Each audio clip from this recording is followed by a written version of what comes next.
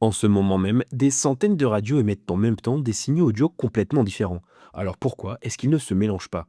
En fait, les radios n'envoient pas directement leur signal audio dans l'air. Elles utilisent ce qu'on appelle un signal porteur, une onde électromagnétique fixée à une fréquence unique et précise. La bande FM, par exemple, couvre les fréquences entre 87 et 108 MHz, et chaque station a sa propre fréquence attribuée, comme 107,7 MHz le long des autoroutes françaises. Tant que les stations sont suffisamment espacées sur le spectre électromagnétique, elles ne se brouillent pas. Mais ce signal porteur seul ne transporte aucune information.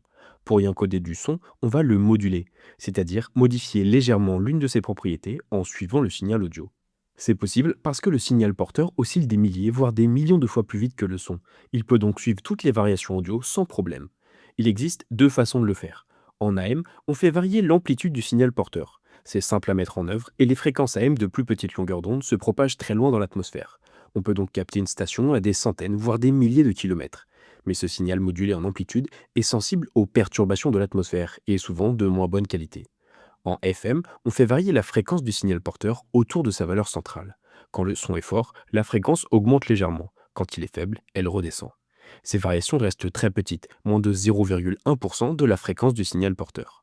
Comme le bruit affecte surtout l'amplitude et pas la fréquence, le signal FM est bien plus propre. En contrepartie, il se dégrade rapidement avec la distance. Pour retrouver le signal audio, ta radio sélectionne donc la bonne fréquence, puis démodule le signal en retirant le signal porteur. Il ne reste alors plus que le son d'origine. Et c'est comme ça que depuis près de 100 ans, cette technologie a révolutionné la communication humaine. Et si tu veux plus d'anecdotes scientifiques, abonne-toi.